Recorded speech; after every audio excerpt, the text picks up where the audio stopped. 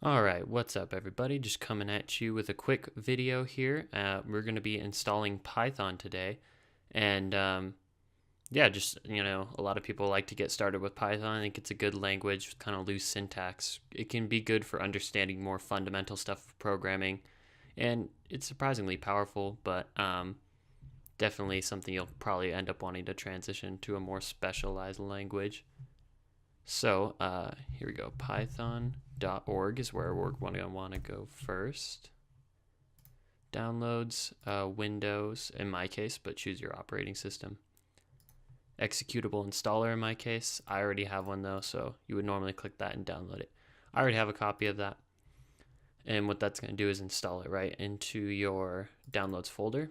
Again, you're going to want the executable installer, and what that's going to allow you to do is open up this and just run it like a normal program. You can see yours should say install right here. Mine says modify because I already have it. I would basically check most of these type of things. You can kind of see right here, not super important here and not super important here. In fact, like I could even check on that because I have Visual Studio's 2015, but I'm not going to go do that right now. The only thing I would say is like Python environment variables, if that's not checked, make sure it is. Shortcuts are good, those sort of things, right? And you'd hit install. And so once you're done with that, you're going to get an icon on your desktop or on your little taskbar. I keep mine right here. That's idle, okay? Idle is your IDE, so that's your shell, which you'll see in a second. So here's a Python shell. And your IDE has both a shell and a text editor, meaning if I'm to say new file, I could put some Python code in here, import some math, and do some stuff. Print hello world. This is usually the most basic thing you do.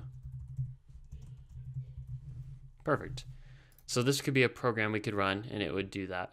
Real quick, though, what I can show you, too, is that if we say print